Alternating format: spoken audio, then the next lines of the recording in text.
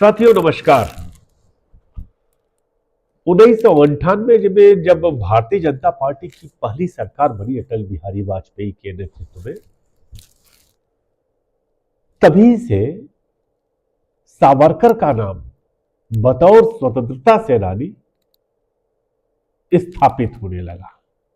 25 साल बीते हैं। पहले अटल बिहारी वाजपेयी, अब नरेंद्र मोदी। लगातार यह कोशिश की जा रही है कि जो इस देश के महान स्वतंत्रता सेनानी रहे हैं, जो आजादी का हमारा इतिहास रहा है, उसको बदल करके भगत सिंह, नेहरू, पटेल, इनको हटा करके अशफाक, सावरकर को स्थापित कर दिया जाए। सावरकर के जीवन के तमाम पहलू थे, तमाम कहानियां हैं, जिनमें से कुछ कहानियां जैसे कि उनकी माफीनामे पर चर्चा होती है, लेकिन बहुत सारी कहानियां ऐसी हैं जो लोग नहीं जानते, जो उन तक नहीं पहुंची है। हम ऐसी ही कहानियों की 10-12 एपिसोड की एक सीरीज लाने की अपने पॉडकास्ट में कोशिश करेंगे, और हम चाहेंगे कि आप सावरकर को ज्यादा से ज्यादा जान सके। हम जो भी कहानियां लेकर आपके सामने आ रहे हैं वो इतिहास में है, उनके बाकायदे लिखित दस्तावेज है, वो प्रामाणिक। आज हम पहला एपिसोड लेकर आपके सामने आए हैं, जिसमें हम आपको ये बताना चाहते हैं कि सावरकर चाहते थे कि जो नेपाल नरेश है वह भारत पर राज करे। आपको सुनने में आश्चर्यजनक लग रहा होगा, मगर यह सच्चाई है। आप सब यह जानते होंगे कि सावरकर जो एक परिवर्तन आया था सावरकर के भीतर, सावरकर पहले कुछ और थे, बाद में कुछ और हो गए। उस कहानी पर हम आगे के एपिसोड्स में आएंगे। लेकिन 1937 की बात है, कहानी यहीं से शुरू करते हैं। हिंदू महासभा का अधिवेशन था, 37वां अधिवेशन।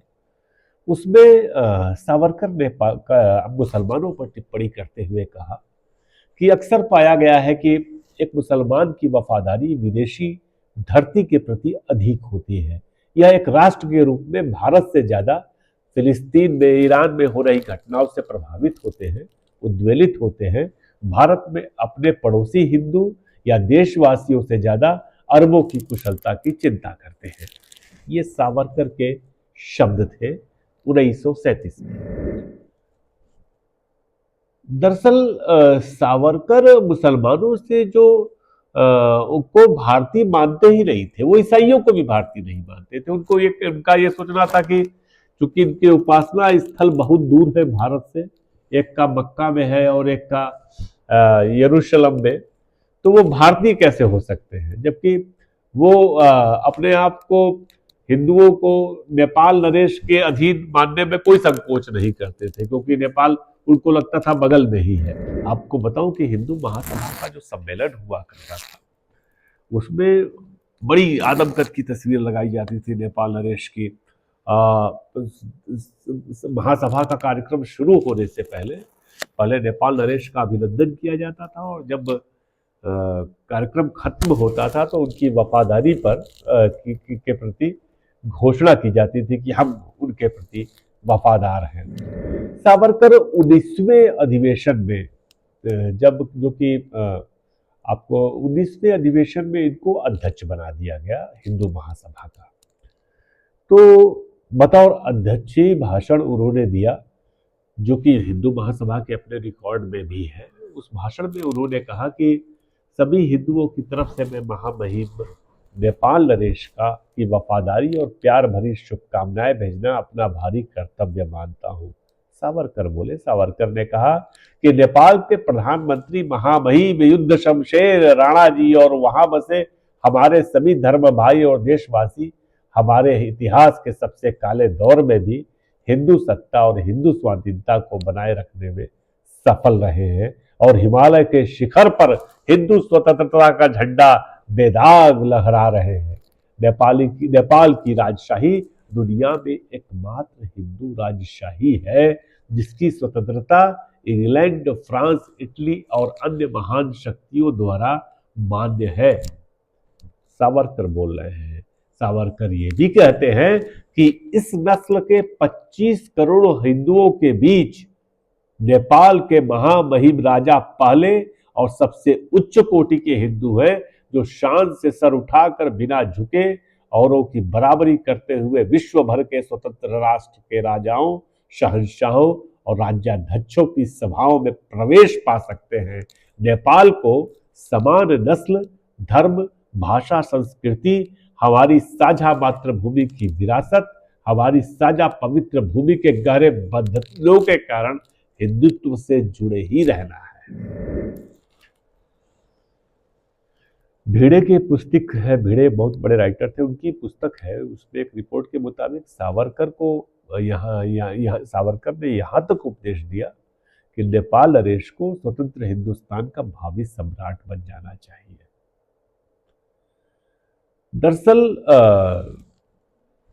जो सावरकर अपनी ये सब बातें कहते थे, वो उसमें तमाम उदाहरण देते थे। तो एक ब्रिटिश इतिहासकार था, उसका नाम था पर्शिया लैंडन, रूढ़िवादी माना जाता था। उसने वो ये सावरकर ने बाकायदे कोट करते थे उनकी बातों को। सावरकर ने कहा कि भारत के एक कोने से दूसरे कोने तक सांप्रदायिक टकराव नेपाल को इतना महत्वपूर्ण बना देता है कि इसकी अनदेखी करना मूर्खतापूर्ण होगा। अंग्रेजों को यह समझने की कोशिश करनी चाहिए कि दक्षिण एशिया में संतुलन के लिए नेपाल का कितना ऊंचा महत्व है, और यह कि भारत जिन समस्याओं से आज घिरा है उनके समाधान में भविष्य में उसका महत्व नेपाल का और बढ़ जाएगा। पर्शिया ने यह भी लिखा था कि यह कोई असंभव नहीं है कि नेपाल को भारत की नियति का ही नियंत्रण करने को कहा जाए। इसका उदाहरण पर्शिया का बार बार देते थे सावरकर। फिर उन्होंने ब्रिटेन की महारानी को सुझाव दे दिया। क्या सुझाव दे दिया? उन्होंने कहा कि भारत उनके हाथ से निकल जाए इसके पहले वह उसे नेपाल के हाथ सौंप दे। भारत की समस्या का अनूठा हिंदू समाधान, ये समाधान हिंदू समाधान था। महारानी को सुझाव दिया कि ब्रिटेन के बराबरी वाले और स्वतंत्र मित्र राष्ट्र है नेपाल, उसके हाथ में सौंपने में कोई बुराई नहीं है। यह कितनी आश्चर्य की बात है। सावरकर नेपाल के हिंदू शासकों को भारत को सौंपना चाहते थे। ये वही शासक थे, आप लोगों को जानकारी के लिए बता दूं, बहुत कम इतिहासकारों ने यह बात कही होगी। 1857 की क्रांति में जो हार हुई हमारे क्रांतिकारियों की, उसकी बहुत बड़ी वजह नेपाल था। नेपाल ने 50,000 सैनिक भेज करके वियोग कत्लेआम मचाया लखनऊ में, अवध में। माने आप उसकी कल्पना नहीं कर सकते हैं। एक जो म्यूटिनी के सरकारी दस्तावेज है, चूंकि अंग्रेज हर चीज का गजेटियर प्रकाशित करते थे, उसमें आजमगढ़, बाराबंकी, गोरखपुर, बस्ती, बहराइच, बुलंदशहर, बदायूं में साफ पता लगता है कि वहां सैकड़ों विद्रोहियों को नेपालियों ने मौत के घाट उतार दिया था। एक ब्रिटिश दस्तावेज बताता है कि 1857 की बगावत को कुचलने के बाद जो है, जंग बहादुर नाम का उनका एक सेनापति था, वह जब अयोध्या के रास्ते और गोरखपुर के रास्ते लौट रहा था तो इतना थक गए थे ये लोग, क्योंकि इनकी गाड़ियों में इतना अधिक खजाना लदा हुआ था, इतना लूट किया था इन लोगों ने कि वो थक करके चूर हो गए थे और ये पैसा उठा करके नेपाल लेकर चले गए।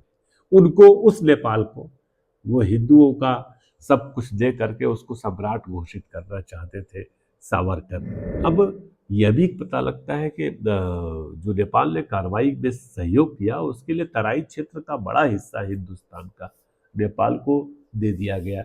उस पर भी दावेदारी करनी चाहिए मुझे लगता है भारत को।